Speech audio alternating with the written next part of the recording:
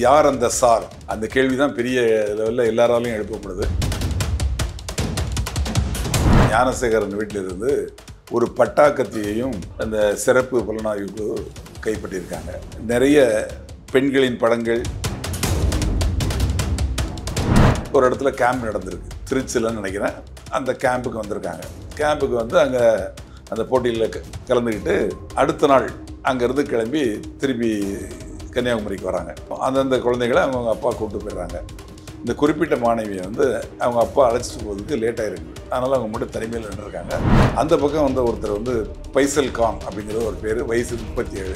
அவர் இது தனியாக நிற்கிற இந்த பெண் குழந்தையை பார்த்து பேச்சு கொடுத்துருக்காரு. யாருமா, என்ன விஷயம்? பரவாயில்லம்மா, எங்கள் வீடு பக்கத்தில் தான் இருக்குது, நீ வா என் கூட, பாத்ரூம்லாம் அங்கே இருக்குது, ரெஸ்ட் ரூம்லாம் இருக்குது. அவங்க என்ன சொல்ல வராங்க அப்படின்னா, இதில் ஒரு நபர் மட்டும் ஈடுபடலை, இன்னும் சில நபர்கள் ஈடுபட்டிருக்காங்க, அவங்களையும் கைது பண்ணணும். இந்த அண்ணா பல்கலைக்கழக பாலியல் பலாத்காரம் இது நடந்தது வந்து டிசம்பர் மாதம் 23ஆம் தேதி இரவு 7:45 மணிக்கு. இந்த பரபரப்பு இன்னும் அடங்கலை. இது சம்பந்தமாக எதிர்கட்சிகள்லாம் போராட்டம் நடத்திட்டு இருக்காங்க. ஒரு கொந்தளிப்பான ஒரு சூழ்நிலையில் இதே மாதிரி ஒரு சம்பவம் இன்னொன்று நடந்திருக்கு.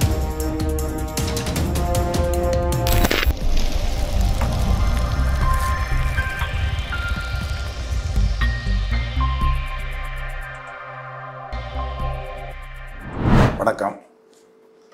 அண்ணா பல்கலைக்கழக மாணவி பாலியல் பலாத்கார வழக்கில் இப்போ லேட்டஸ்ட்டு அப்டேட் என்ன அப்படின்னா, அதாவது அதில் கைது செய்யப்பட்ட ஞானசேகரன் குண்டர் சட்டத்தில் கைது செய்யப்பட்டிருக்கிறார்.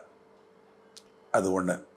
ரெண்டாவது, உயர்நீதிமன்றம் அமைத்த சிறப்பு புலனாய்வு குழு, அதில் வந்து 3 IPS officers, lady IPS officers நியமிச்சிருந்தாங்க. அவங்க வந்து 20 அதர் ரேங்க்ஸ் அவங்க துணையோட விசாரணையை துவக்கியிருக்காங்க. துவக்கி அந்த ஞானசேகரோட வீட்டை போய் சர்ச் பண்ணியிருக்காங்க. சர்ச் பண்ணி நிறைய ஆவணங்கள் எடுத்திருக்காங்க. 2 அட்டைப்பெட்டி நிறைய ஆவணங்களை சீஸ் பண்ணியிருக்காங்க. அதில் வந்து சில நிலம் சம்மந்தப்பட்ட தஸ்தாவேஜுகள் கூட இருக்கிறதா சொல்கிறாங்க. அது கரெக்டாக தெரியல. அது போக laptop, hard disk, pen drive போன்ற டிஜிட்டல் ஆவணங்களையும் சீஸ் பண்ணியிருக்காங்க.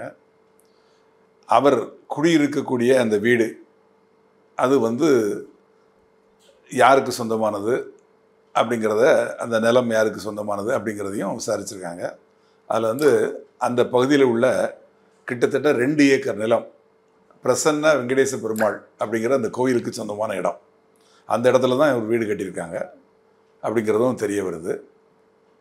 இவர் பற்றி அந்த விசாரணை நடந்துட்டு இருக்கையில் கோர்ட்லேயே என்ன சொல்லியிருக்காங்க, சிலர் வந்து அவங்களா இன்வெஸ்டிகேட் பண்ணி புதுசு புதுசாக பேசுகிறாங்க, அது மாதிரி பேசக்கூடாது, காவல்துறை விசாரணை இருக்கையில் அவங்க விசாரணை முடித்து அவங்க சொல்லுவாங்க அப்படின்னு சொல்லியிருக்காங்க. தேவையில்லாத விஷயங்களை இவங்களா இன்வெஸ்டிகேட் பண்ணக்கூடாதுன்னு கோர்ட்டும் சொல்லியிருக்கு. அது மாதிரி டிஜிபி சாரும் சொல்லியிருக்காங்க, அறிக்கையில் சொல்லியிருக்காங்க. ஆனாலும் சில தகவல்கள் கசிஞ்சிக்கிட்டே தான் இருக்குது சமூக வலைத்தளங்களில். என்ன சொல்கிறாங்க அப்படின்னா, இவர் வந்து 4வது முறையாக குண்டர் சட்டத்தில் கைது செய்யப்படுறாரு.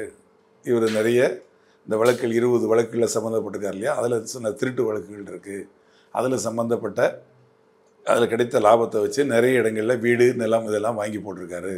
தன் பேர்லேயும், தன் மனைவிகள் பேர்லேயும், தன் அம்மா பேர்லேயும் வாங்கி போட்டிருக்காரு அப்படிலாம் சொல்லப்படுது. இதில் வந்து காவல்துறை விசாரிச்சுட்டு இருக்காங்க. 3 ஐபிஎஸ் ஆஃபீஸர்ஸ் இதில் சம்மந்தப்பட்டு அவங்களே நேரடியாக களத்தில் வந்து விசாரிக்கிறாங்க. அவங்க கூட 20 அதர் ரேங்க்ஸ் காவல்துறையை சேர்ந்த ஒரு 20 பேர் அவங்க உதவியாக இருந்து பண்ணிகிட்ருக்காங்க. இவர் வந்து அதாவது ஞானசேகரன் பயன்படுத்திய அந்த 2 வீலர், கார், அப்புறம் அந்த பிரியாணி கடை நடத்தினார் இல்லையா, அந்த பிரியாணி எடுத்துகிட்டு போகிறதுக்காக ஒரு சின்ன வாகனம், குட்டி யானைன்னு சொல்லுவாங்க, அது இதெல்லாம் வந்து கைப்பற்றியிருக்காங்க.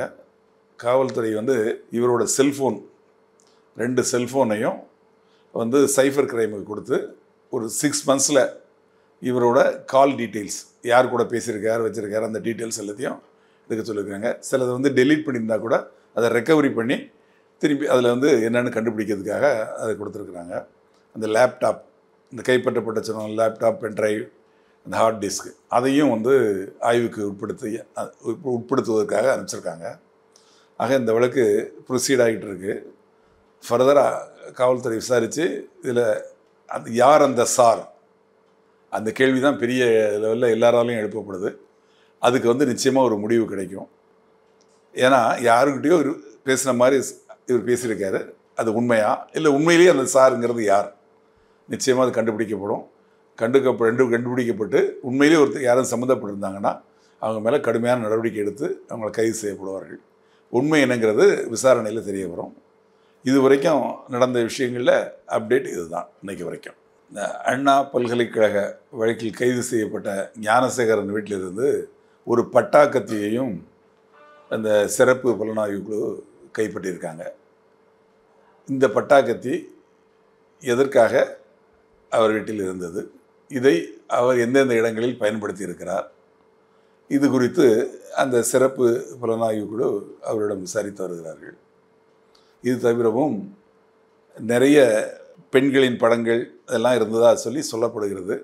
இது குறித்து வந்து சைபர் கிரைம் அவங்ககிட்ட சரியான அறிக்கை வந்ததுக்கப்புறம் அது சம்மந்தமாக விசாரிக்கப்படும் அப்படின்னு தெரிய வருது. இப்போது இந்த அண்ணா பல்கலைக்கழக பாலியல் பலாத்காரம் இது நடந்தது வந்து டிசம்பர் மாதம் 23 இரவு 7:45 மணிக்கு. இந்த பரபரப்பு இன்னும் அடங்கலை.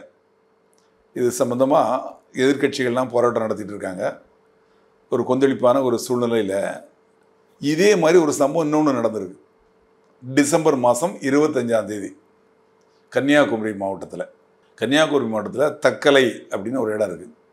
அந்த தக்கலைங்கிற இடத்துல ஒரு தொழிலாளி, அவரோட இளைய மகள் +2 படிக்கிறாங்க ஸ்கூலில். அவங்க வந்து வாலிபால் கைப்பந்து அதில் வந்து அந்த பள்ளியில் ஒரு திறமையான அந்த கைப்பந்து அணியில் இருக்கிறாங்க, திறமையான ஒரு விளையாட்டு வீரர். அந்த பள்ளியிலிருந்து ஒரு 14 மாணவிகள், அவங்களோட பயிற்சி ஆசிரியை தான் இவங்க எல்லாருமே வந்து ஒரு இடத்துல கேம்ப் நடந்திருக்கு, திருச்சிலன்னு நினைக்கிறேன். அந்த கேம்புக்கு வந்திருக்காங்க. கேம்புக்கு வந்து அங்கே அந்த போட்டியில் கலந்துக்கிட்டு அடுத்த நாள் அங்கேருந்து கிளம்பி திருப்பி கன்னியாகுமரிக்கு வராங்க.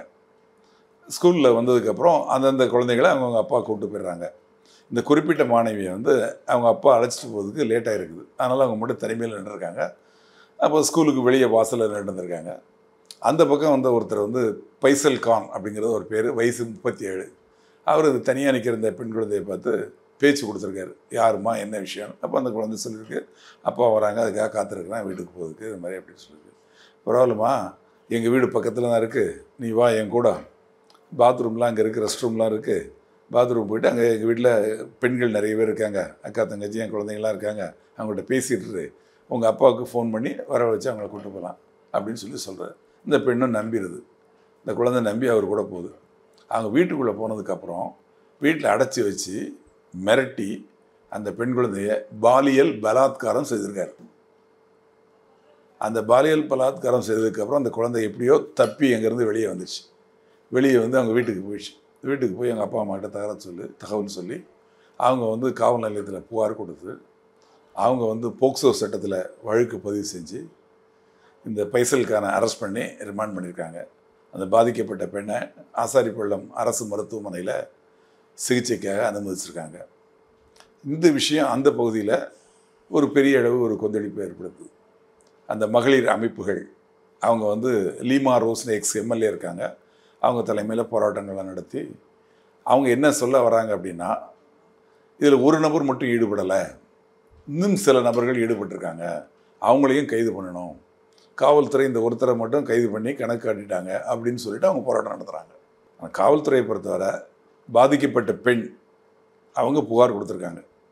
அவங்களுக்கு தெரியும் அவங்க வந்து +2 படிக்கிற ஒரு மாணவி, யார் தவறு செஞ்சாங்க அப்படிங்கிறத அவங்க வாக்குமூலத்தில் கொடுத்துருப்பாங்க, புகாரில் கொடுத்துருப்பாங்க, புகார்லையும் கொடுத்துருப்பாங்க, மேல்கொண்டு அவங்கள விசாரிக்கிற வாக்குமூலத்தையும் கொடுத்துருப்பாங்க, அதை பதிவு பண்ணியிருப்பாங்க, எழுத்து மூலமும் பதிவு பண்ணியிருப்பாங்க, வீடியோவும் பதிவு பண்ணியிருப்பாங்க. அதுக்கப்புறம் அவங்களோட வாக்குமூலத்தை மேஜிஸ்ட்ரேட் மூலம் தனியாக ரூமை அடைச்சிட்டு மேஜிஸ்ட்ரேட்டும் இந்த மாணவியும் மட்டும் வாக்குமூலம் பதிவு பண்ணுவாங்க. இவங்க கொடுக்குற வாக்குமூலத்தை அவங்க பதிவு பண்ணுவாங்க. அந்த மாதிரியும் பதிவு பண்ணியிருப்பாங்க. அப்படி என்றால் ஒன்றுக்கும் மேற்பட்ட நபர்கள் இதில் சம்பந்தப்பட்டிருந்தால் பாதிக்கப்பட்ட மாணவி நிச்சயமாக சொல்லுவார். அப்படி அவர் சொல்லி அவங்க பேர் யாருன்னு தெரியாடி கூட பரவாயில்ல, காவல்துறை விசாரணையில் தெரியும். ரெண்டாவது, சம்பவம் நடந்த இடம் வந்து அவரோட வீடு. அவங்க வீட்டில் யார் இருந்தாங்க, அவங்க வீட்டு பக்கத்தில் கேமரா இருக்குதா, வேறு ஆட்கள் நடமாட்டம் இருக்குதா அப்படிங்கிறதையும் விசாரிப்பாங்க. அந்த பெண்ணோட வாக்குமூலம், அந்த இடத்துல இருந்தவங்களோட வாக்குமூலம், அந்த இடத்துல இந்த சிசிடிவி அதோட வாக்குமூலம், அப்புறம் அந்த கைது செய்யப்பட்ட நபரோட வாக்குமூலம், இதையெல்லாம் வச்சு ஃபர்தராக விசாரிப்பாங்க. அதே மாதிரி மருத்துவர்கிட்ட அனுப்பிச்சிருக்காங்க. மருத்துவரும் அவங்க என்ன ட்ரீட்மெண்ட் கொடுத்தாங்க அப்படிங்கிறதையும் அவங்களும் சொல்லுவாங்க. இதிலிருந்து மற்றவங்களுக்கு சம்மந்தப்பட்டிருந்தாங்கன்னா நிச்சயமாக அவங்கள கைது பண்ணுவாங்க. அதில் எந்த விதமான மாற்று கருத்தும் கிடையாது. இந்த வழக்கு எதுக்காக சொல்ல வரேன் அப்படின்னா, ஏற்கனவே டிசம்பர் 23 ஒரு பெரிய வழக்கு சென்னையில், அது வந்து பெரிய அளவில் பேசப்பட்டுட்டு இருக்கு. அந்த இது அடங்குறதுக்கு முன்னாடியே இன்னொரு வழக்கு தெற்கு தமிழ்நாட்டில் இதை மாதிரி நடந்திருக்கு. இது போக இன்னொரு கொடுமையான சம்பவம் ஒன்று நடந்திருக்கு. என்னென்னா, ஈரோட்டில் 9th படிக்கக்கூடிய 9ஆம் வகுப்பு படிக்கக்கூடிய ஒரு மாணவன், அந்த பையனை வந்து கூட்டு போய் வான்னு சொல்லி பைக்கில் ஏற்றி கூட்டு போய் ஒரு நபர் பாலியல் தொல்லை கொடுத்துருக்காரு. அந்த பாதிக்கப்பட்ட பையன் வந்து புகார் கொடுத்து அந்த சம்பந்தப்பட்ட நபரை பிடிச்சி விசாரிச்சுக்கிட்டு இருக்காங்க. இப்போது பெண்களுக்கு பாதுகாப்பு இல்லை அப்படிங்கிற ஒரு சூழ்நிலை, கல்லூரி மாணவி ஒரு பிரச்சனை, பள்ளி மாணவி ஒரு பிரச்சனை, பள்ளி மாணவனுக்கும் ஒரு பிரச்சனை. ஆக இந்த தவறு செய்யக்கூடியவங்க மேலே கடுமையான நடவடிக்கை எடுக்கப்படணும். சட்டத்தில் ஜாமீன்லேயே வரக்கூடாது.